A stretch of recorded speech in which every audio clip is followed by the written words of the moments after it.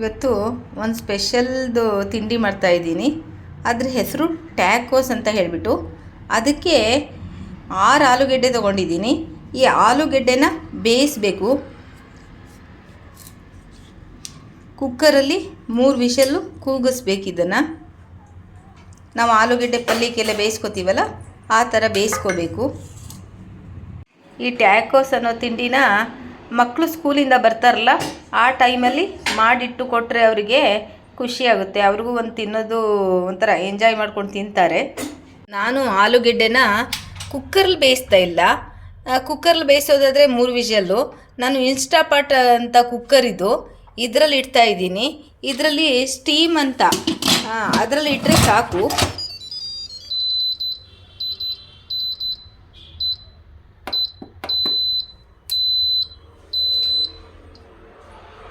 ಬೇಯಿಸೋಕೆ ಇಟ್ಟಾಯಿತು. ಇವಾಗ ಗೋಧಿ ಹಿಟ್ಟನ್ನು ಕಲಿಸ್ಕೊತಾ ಇದ್ದೀನಿ. ಒಂದು 5 ಮಾಡ್ತಾಯಿದ್ದೀನಿ. 5 ಅಥವಾ 6 ಆಗುತ್ತೆ. ಇದರಲ್ಲಿ ಒಂದು ಬಟ್ಲು ಗೋಧಿ ಹಿಟ್ಟು ತೊಗೊಂಡಿದ್ದೀನಿ.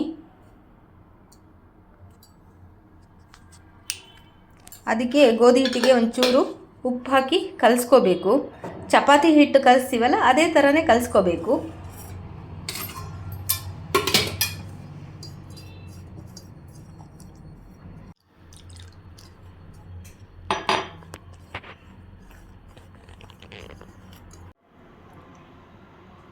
ಕಲಸಿದ್ಮೇಲೆ ಒಂಚೂರು ಎಣ್ಣೆ ಹಾಕ್ಕೊಂಡು ನಾದ್ಕೋಬೇಕು.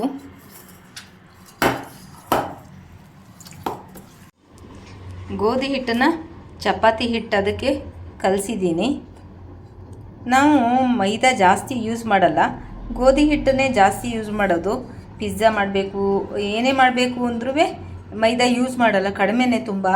ಗೋಧಿ ಹಿಟ್ಟಾದರೂ ಪರವಾಗಿಲ್ಲ, ತಿನ್ಬೋದು. ಮೈದಾ ಹಿಟ್ಟು ಆರೋಗ್ಯಕ್ಕೆ ಅಷ್ಟು ಒಳ್ಳೆಯದಲ್ಲ ಅಂತ ಹೇಳ್ತಾರೆ. ಅದರಿಂದ ಅದನ್ನು ಜಾಸ್ತಿ ಉಪಯೋಗಿಸಲ್ಲ. ಈ ಥರ ಕಲಿಸ್ಬಿಟ್ಟು ಅರ್ಧ ಗಂಟೆ ಬಿಡಬೇಕು. ಇದನ್ನು ಮುಚ್ಚಿಡಬೇಕು. ಇವಾಗ ಸ್ಟವ್ ಮೇಲೆ ಬಾಣಲಿ ಇಡ್ತಾ ಇದ್ದೀನಿ. ಆ ಬಾಣಲಿಗೆ 1-2 ಸ್ಪೂನಷ್ಟು ಎಣ್ಣೆ ಹಾಕ್ತೀನಿ.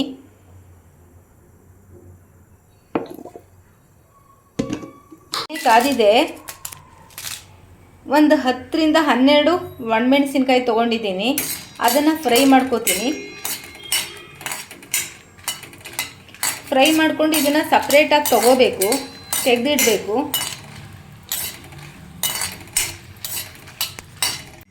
ಈ ಥರ ರೋಸ್ಟ್ ಆಗಬೇಕು. ನೀವು ಅರ್ಧ ಮೆಣಸಿನ್ಕಾಯಿ ಮಾಡ್ಕೊಳ್ಳಿ.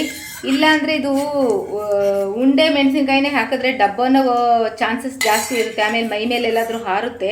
ಅದರಿಂದ ಅರ್ಧ ಮಾಡಿಕೊಂಡು ಒಣಮೆಣಸಿನ್ಕಾಯಿನ ಹಾಕೋದು ಒಳ್ಳೆಯದು.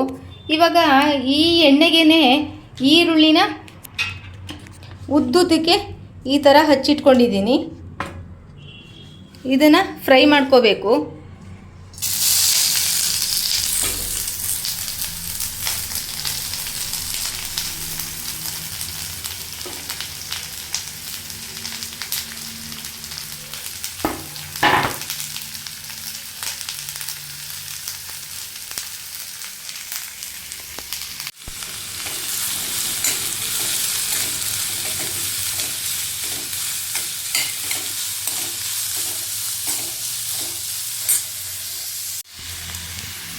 ಉಪ್ಪು ಹಾಕಬೇಕು,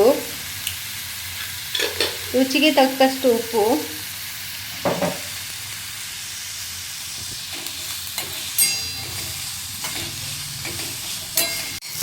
ಈ ಥರ ಫ್ರೈ ಮಾಡ್ಕೋಬೇಕು. ಸಾಕು, ಇಷ್ಟು ಫ್ರೈ ಆದರೆ ಸ್ಟವ್ ಆಫ್ ಮಾಡ್ತೀವಿ. ಈ ಥರ ಪೌಡ್ರ್ ಮಾಡ್ಕೋಬೇಕು.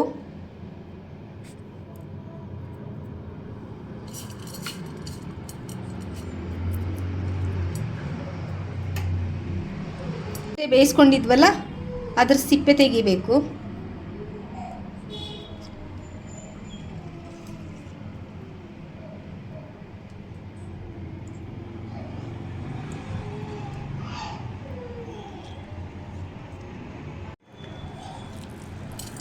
ಸ್ಮ್ಯಾಶ್ ಮಾಡಬೇಕು ಆಲೂಗೆಡ್ಡೆನ ಈ ಮೆಣಸಿನ್ಕಾಯಿ ಜೊತೆ. ಎಲ್ಲ ಆಲೂಗೆಡ್ಡೆನೂ ಮಾಡ್ಕೋಬೇಕು. ಪಲ್ಯ ಮಾಡ್ಕೋತೀವಲ್ಲ ಅದೇ ಥರ ಮಾಡ್ಕೋಬೇಕು. ಇದಕ್ಕೆ ಉಪ್ಪು ಹಾಕೋಬೇಕು. ಆಲೂಗೆಡ್ಡೆಗೆ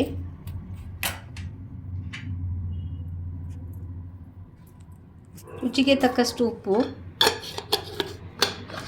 ಈರುಳ್ಳಿ ಫ್ರೈ ಮಾಡಿ ಇಟ್ಕೊಂಡಿದ್ವಲ್ಲ ಅದನ್ನು ಹಾಕಬೇಕು.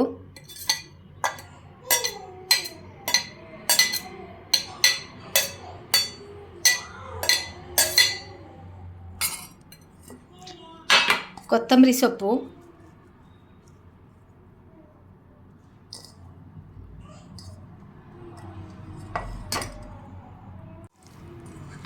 ಇವಾಗ ಆಲೂಗೆಡ್ಡೆ, ಮೆಣಸಿನಕಾಯಿ, ಈರುಳ್ಳಿ, ಕೊತ್ತಂಬರಿ ಸೊಪ್ಪು ಎಲ್ಲ ಮಿಕ್ಸ್ ಮಾಡಬೇಕು.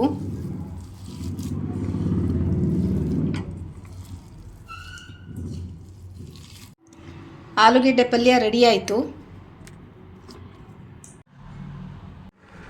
ಚಪಾತಿ ಹಿಟ್ಟು ಅರ್ಧ ಗಂಟೆ ನೆಂದಿದೆ. ಇವಾಗ ಇದನ್ನು ಉಂಡೆ ಮಾಡಿಕೊಂಡು ಚಪಾತಿ ಹಿಟ್ಟನ್ನು ಹೆಂಗೆ ಚಪಾತಿ ನರಿತೀವೋ ಅದೇ ಥರ ಇದನ್ನು ಹರ್ಕೋಬೇಕು.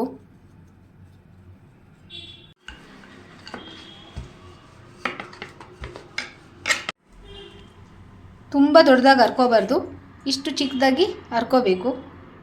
ಎಣ್ಣೆ ಹಾಕಬಾರ್ದು. ತವೆ ಮೇಲೆ ಚಪಾತಿ ಅರ್ದಿರೋದನ್ನು ಹಾಕೋಬೇಕು. ಇದನ್ನು ಫುಲ್ ಬೇಯಿಸ್ಕೋಬಾರ್ದು, ಅರ್ಧಂಬರ್ಧ ಬೇಯಿಸ್ಕೋಬೇಕು. ಆ ಕಡೆನೂ ಇದೇ ಥರ ಬೇಯಿಸ್ಕೋಬೇಕು. ಇಷ್ಟು ಬೇಯಿಸ್ಕೋಬೇಕು.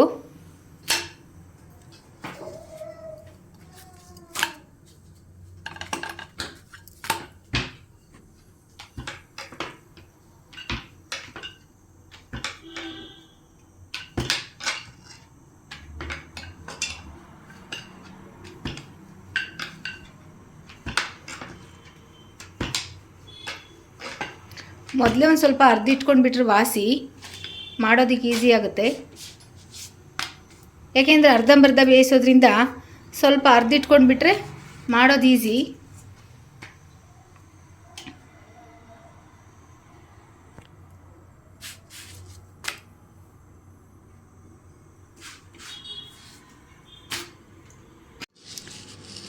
ಇವಾಗ ಚಪಾತಿ ತೊಗೊಂಡಿದ್ದೀನಿ. ಈ ಥರ ಅರ್ಧಂಬರ್ಧ ಬೇಯಿಸ್ಕೊಂಡಿದ್ದೀನಲ್ಲ ಆ ಚಪಾತಿ, ಅದ್ರ ಮೇಲೆ ಚೀಸನ್ನು ಹಾಕಬೇಕು.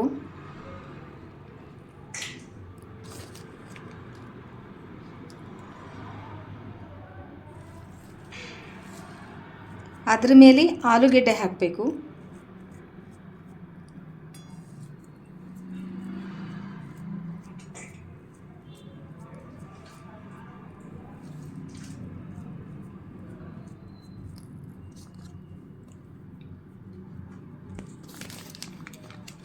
ಅದ್ರ ಮೇಲೆ ಚೀಸ್ ಹಾಕಬೇಕು. ಚೀಸನ್ನು ಹಾಕಬೇಕು.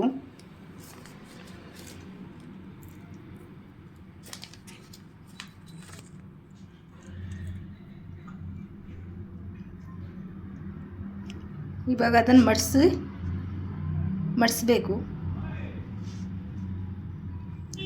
ಇದನ್ನು ಮತ್ತೆ ಬೇಯಿಸಬೇಕು.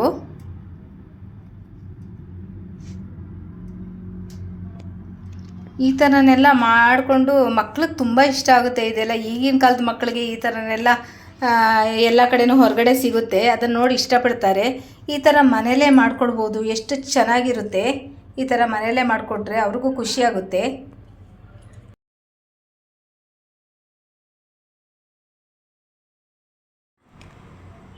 ತವೆ ಮೇಲೆ ಬೆಣ್ಣೆ ಹಾಕ್ಕೋಬೇಕು.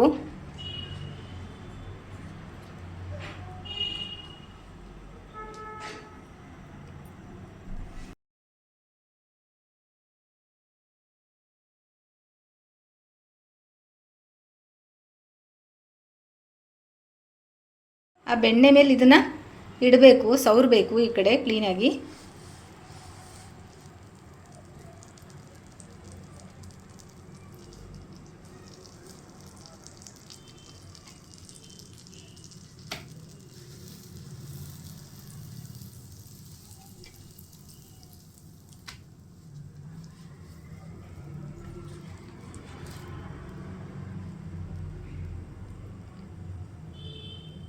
ಅದರ ಮೇಲೇನು ಬೆಣ್ಣೆನ ಒಂಚೂರು ಸವರಬೇಕು.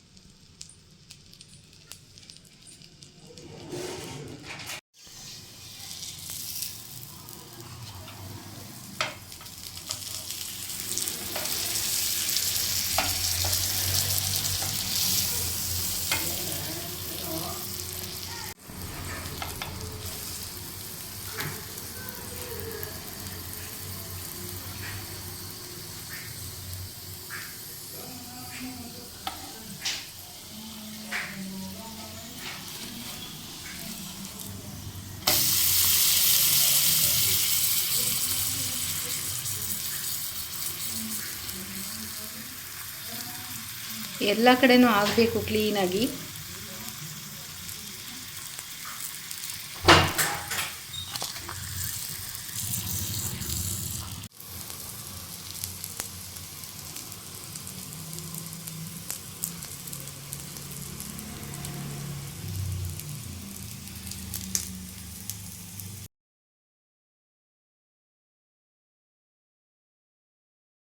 ಈ ಥರ ನೀವು ಮನೇಲಿ ಮಾಡ್ಕೊಂಡು ಹೇಗೆ ಬಂತು ಅಂತ ಕಮೆಂಟ್ ಬಾಕ್ಸಲ್ಲಿ ತಿಳಿಸಿ.